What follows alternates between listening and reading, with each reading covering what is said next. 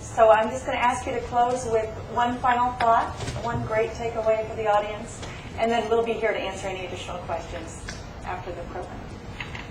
I think that if you're funding a company, remember that encourage them to use guerrilla marketing, but give them enough so they can do the kind of high-impact things that works for a Phil Ressler at Calidus, that works for me when I can do what really is against the grain. It's a direct mail campaign. It costs $100,000, but the payback is so great that it'd be foolish not to do that first. Your example of Apple is a good example of what you need to bear in mind with your advertising. And even when you get big, even when you get to the place where you have the money to do major ad campaigns, there should always be this slice of guerrilla marketing. And I think that what guerrilla marketing has become has been that personal contact with your customers in unconventional ways. You're not just reaching them through advertising and commercials and things like that, but engaging them, even bringing them in small groups to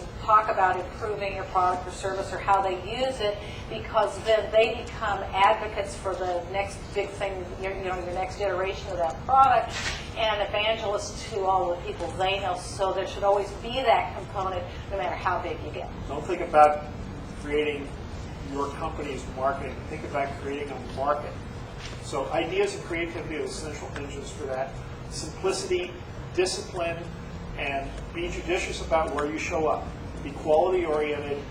When you show up somewhere, when you go public, whatever it is, whether it's a website, event, whatever, you want to be the best in your sector, if not the best in your business.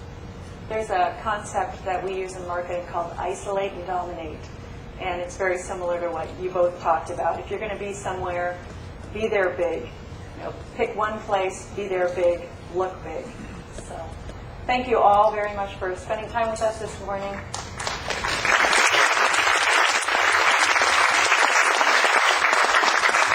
The quality of this discussion today, and I really want to personally thank Phil Ressler and Jan Norman and Kevin Strehlo, and in particular Colleen Edwards for pulling this together for us. It really speaks to the level of world-class people we have in our community, which I think really bodes quite well for Orange County and for our region as a whole. So really, really extraordinary discussion today. Thanks very much to all of you.